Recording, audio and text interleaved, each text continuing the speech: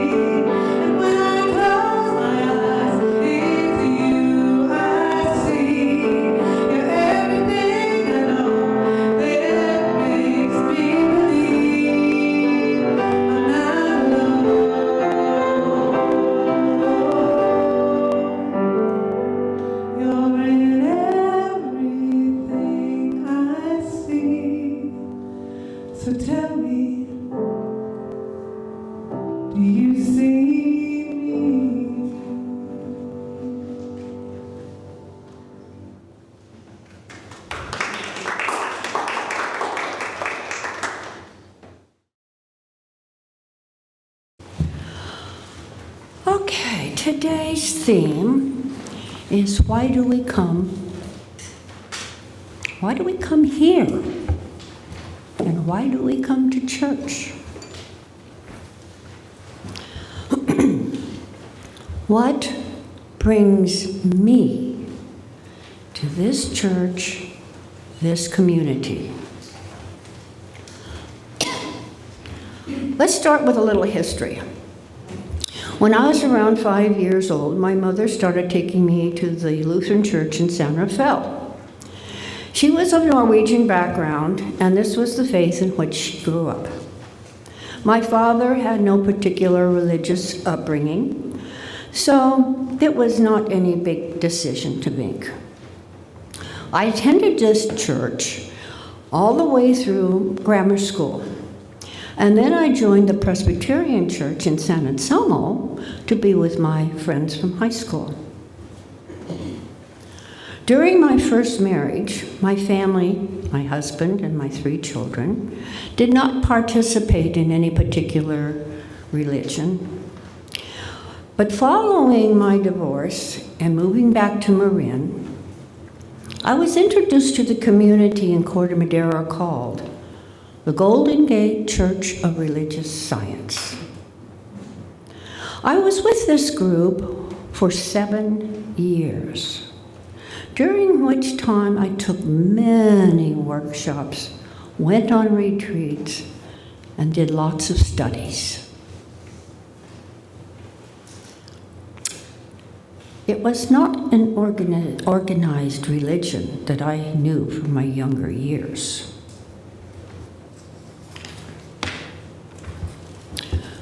For me, the word God or Jesus just never had the right feeling. And the Bible, no, I couldn't quite swallow it.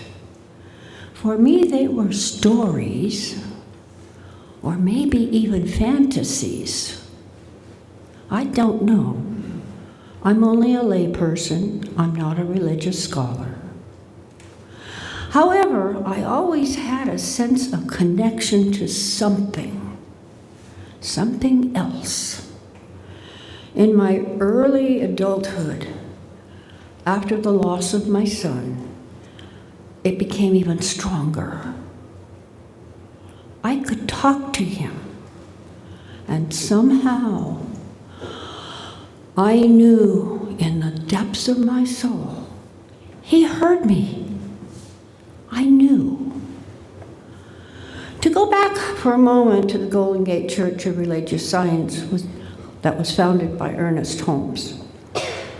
I did inner soul work and received great comfort and satisfaction.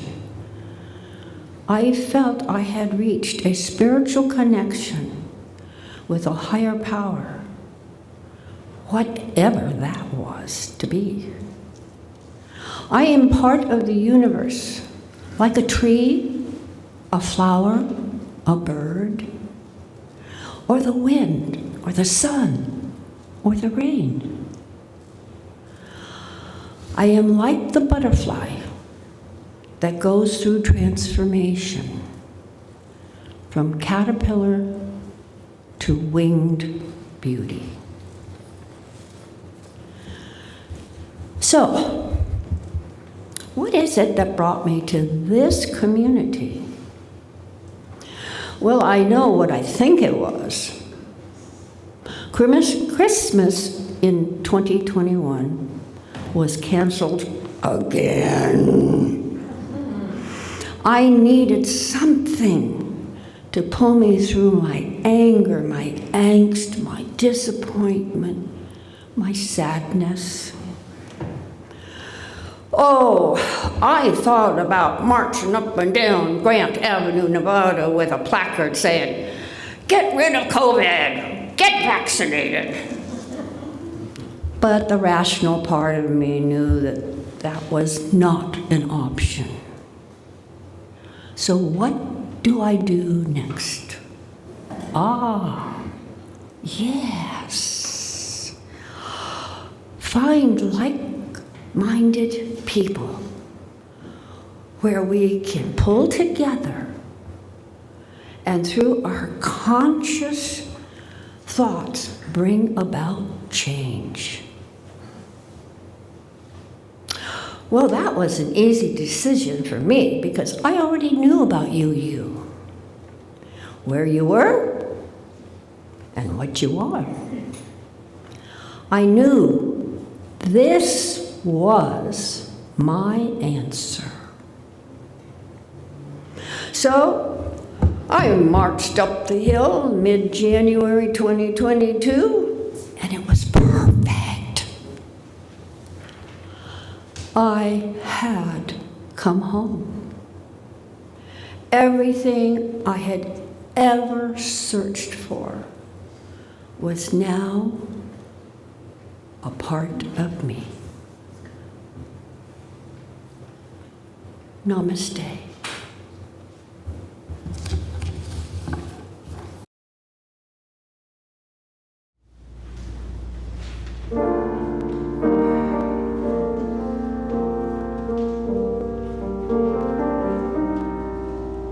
Far beyond the grasp of hands, or light to meet the eye, past the reaches of the mind.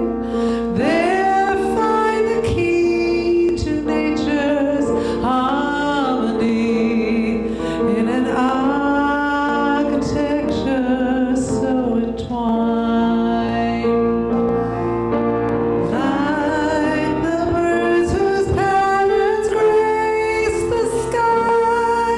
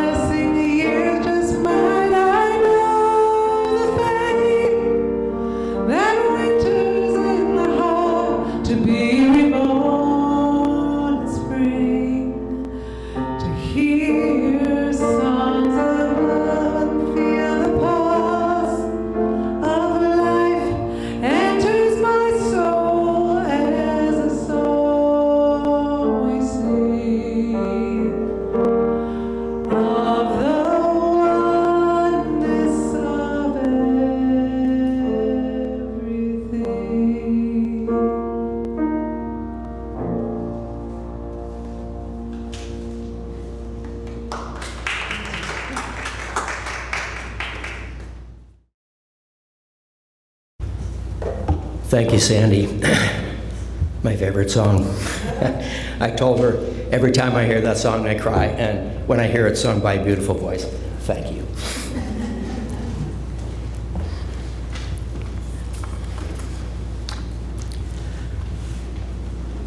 Perhaps you watched the iconic television series Mad Men that debuted in 2007 and ran for 7 seasons. It's about the fast, high-powered world of Madison Avenue in the 60s. At the end of the very first episode, the protagonist's wife, Betty, leans over her sleeping husband and whispers, "Who are you, Don Draper?" Draper doesn't know himself. In fact, he's clueless, as we say. He has spent his life fleeing from a confusing and painful childhood, even assuming a new identity and attempting to find meaning, comfort, and security in sensory indulgence, the numbing alcoholic buzz, and achievement in the ultra-competitive, ultra-masculine world of New York advertising then. Draper had it all. A prestigious job, a beautiful, loving wife, adorable kids, a comfortable home in a comfortable New York suburb. But it was not enough to address his basic existential angst, his identity, and the purpose of his life. In my late teenage years, my liberal Methodist minister father, the radical priest as I called him, would repeat at the dinner table his mantra of the time. He would say to us kids, "The 2 most important questions in your life are, who am I and what do I want to do with my life?" He happened to be wrestling with those questions himself at the time in midlife. And at 18, I had no clue. I thrashed around in despair through my emerging adulthood, trying to figure it out, fleeing notions of the perfect minister's kid, A student, and so forth, trying on new personas and identities, rebel, good time Charlie, all of which is a normal part of development, if not always as dramatic as my experience. For the next 25 years or so, I was a variety of things: teacher, husband, father, sales manager, businessman, congregational leader. I was not unhappy, but the fundamental question or questions remained, if only beneath the surface. Who am I? And how do I want to be in or relate to the world? My reframing of my father's question, what do I want to do with my life? My attributes and abilities and achievements are part of who I am. They paint a picture of me, but they are not fundamentally who I am, as they are not for Don Draper. Handsome guy with beautiful wife and kids, talented ad man. When we are no longer the star student or athlete, when a lover abandons us, when our spouse dies, when our kids leave home and we lose the role of nurturer, when we lose a job, when we retire, who are we? My youngest brother, with 2 high-achieving older brothers, struggled in school and for years afterward with a sense of his own worth and value with who he was. Fortunately, in his early adulthood, he found a counselor, therapist, who helped him over a period of some 6 years to come to know himself, to feel worthy. And some years later, he had an experience that he has called religious, an epiphany, that ironically, in its near tragic nature, brought him to a place of peace. Now retired, he was a forester in northern New Hampshire whose main business was helping small landowners with woodland management and landscape design, restoring old meadows, thinning overgrown forests, building cross-country skiing and walking trails. About 25 years ago, he was working behind the house of a client in the town of Hanover, felling an old diseased sugar maple. As he sawed through it, he discovered that it was hollow near its base. His sawing made it unstable. It split and fell toward him. He told me, "In that split second, I made the conscious decision, taking control of my life, to place myself in the best position for survival. He credits the therapy he'd done years before for the confidence it took to take that action. He went on, I actually told the tree to take its best shot because I knew that I was going to win. And then I turned my back to the tree at the exact moment to position myself for survival. As a forester, I knew that if I could get positioned at the intersection of the trunk and the branches where there's a space held up by the strong hardwood branches, there I had the best chance for survival. The other option, running in fear and trying to outrun the crown of the tree, like outrunning life itself perhaps, was extremely risky and sure death. The trunk fell directly on him, pinning him to the ground, driving one hip out of its socket and through his skin. His client witnessed this, and in a matter of minutes, an ambulance was there. The EMTs removed the tree and began to resuscitate him. As I lay under the tree, he said, fear and the flight instinct took a brief hold. Once again, I made a conscious decision to live.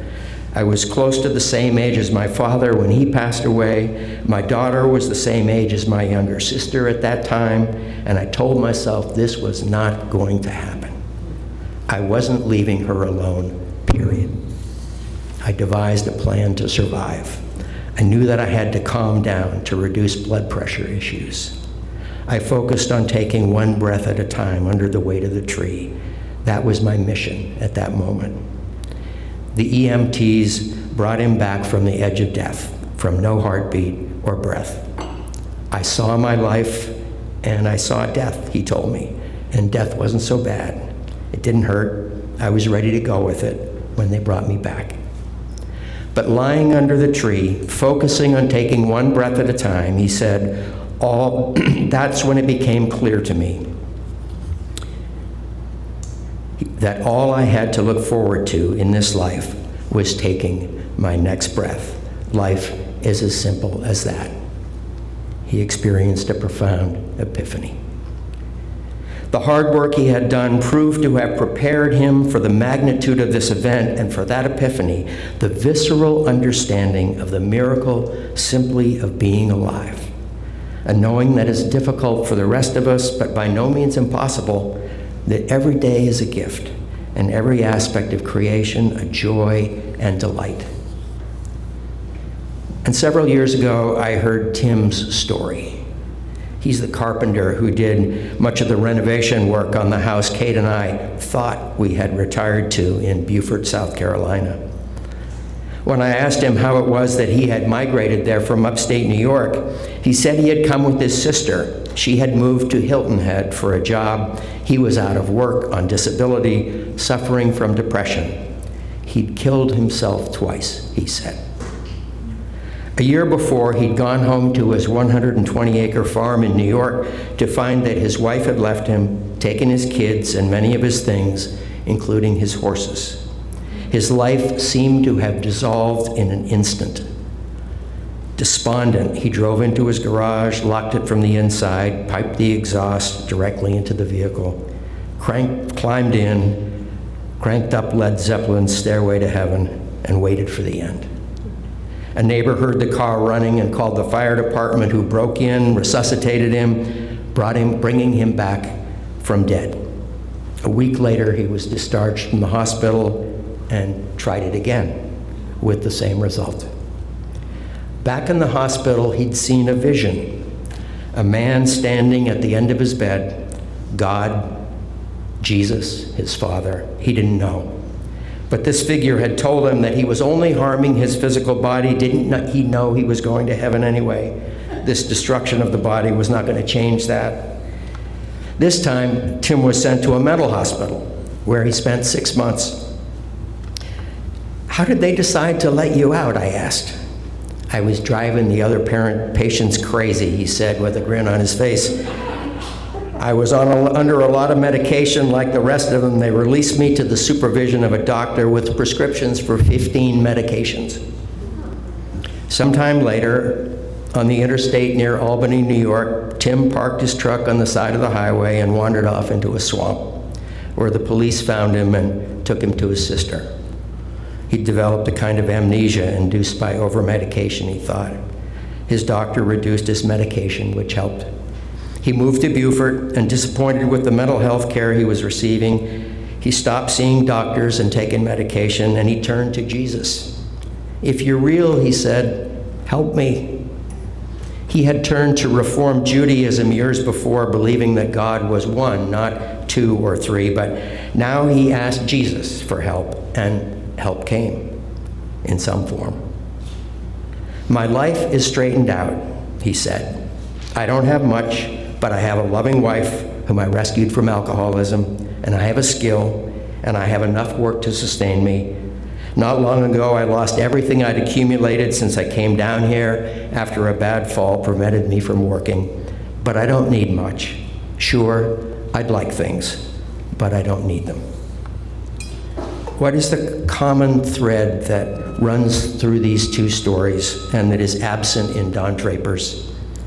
I believe that both my brother and Tim the carpenter are in touch with the miracle of life in a way that gives their life meaning and richness, that gives them an identity, a sense of worth, and a sense of purpose that sustains them. Perhaps you know of Rebecca Parker, the UU minister, theologian, and former president of Starr King School for the Ministry in Berkeley. Early in her working life as a minister, in despair about an abortion she had felt coerced into, she came close to committing suicide. She tells the story in her book, Proverbs of Ashes.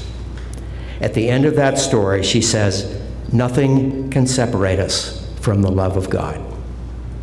By other names, the love of God is also the spirit of life and the spirit and power of love.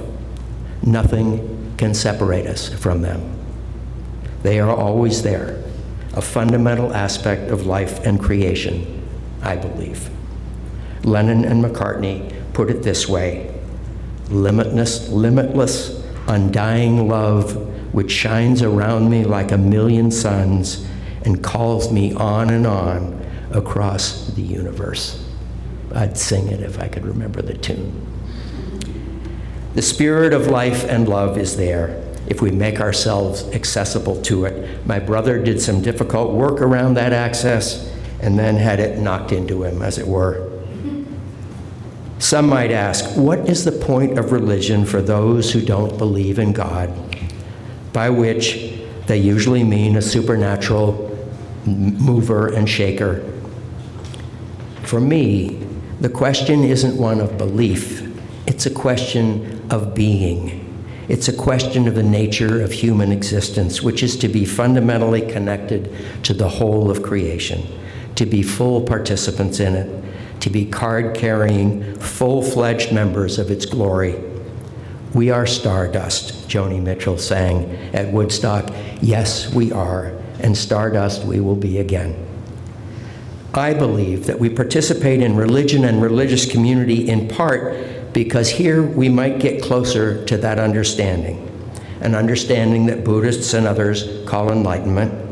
And we participate in religion and religious community to experience the peace that accompanies that enlightenment or understanding, a peace that can be called grace. Grace because there's nothing we can do to create it. We can make ourselves accessible to it, let it into our lives, but it is simply the nature of existence. Religion at its best, when it is more than what Franciscan monk Richard Rohr calls our personal salvation project. Religion at its best addresses our fundamental existential angst, our core wounds of isolation, loneliness, separateness, and unworthiness.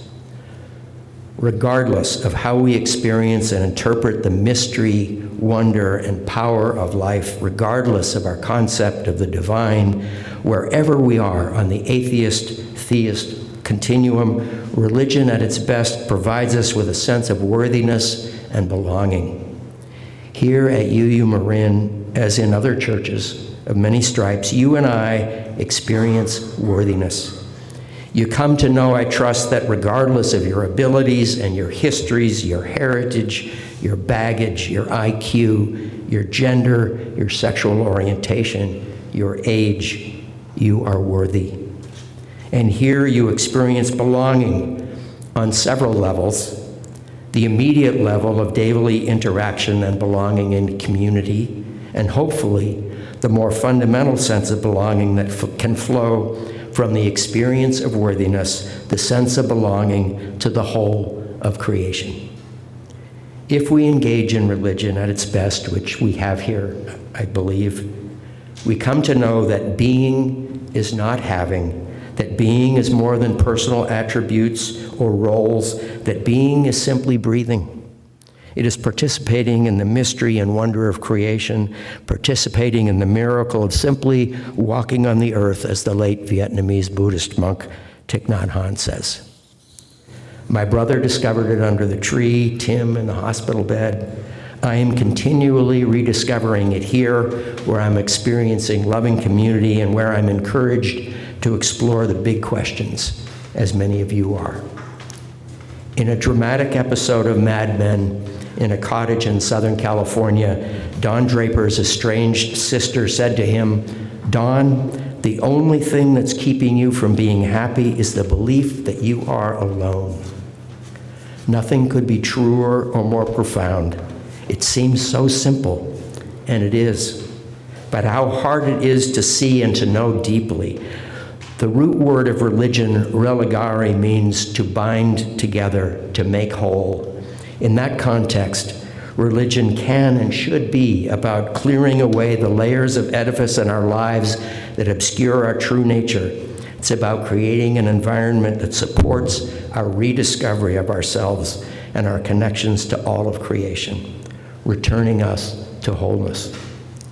So in this religious community, we can and do experience in our own ways the soul-nurturing awareness, subliminal or conscious, that we are not alone, that we are worthy of love, that participating in the miracle of life and creation, we are buoyed by its irrepressible spirit through tragedy and trauma and disappointment, the same spirit that pushes up plants from the rubble of war or environmental degradation, or from the leaf litter in our backyards.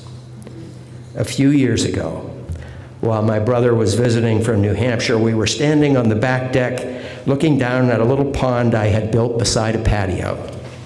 And he said, "Isn't the eye a marvelous thing? Cells in the retina receiving light and sending nervous impulses to the brain to become images." And I remarked, "And isn't it remarkable how the snake on the rock down there at the edge of the pond sees in essentially the same way, and the frog in the water trying to avoid it, and the dragonfly on the lily pad? Evidence of our connection to and participation in the whole is everywhere. Here we hold it up and celebrate it. That is religion in my book. May it continue to be. Amen. Blessed be.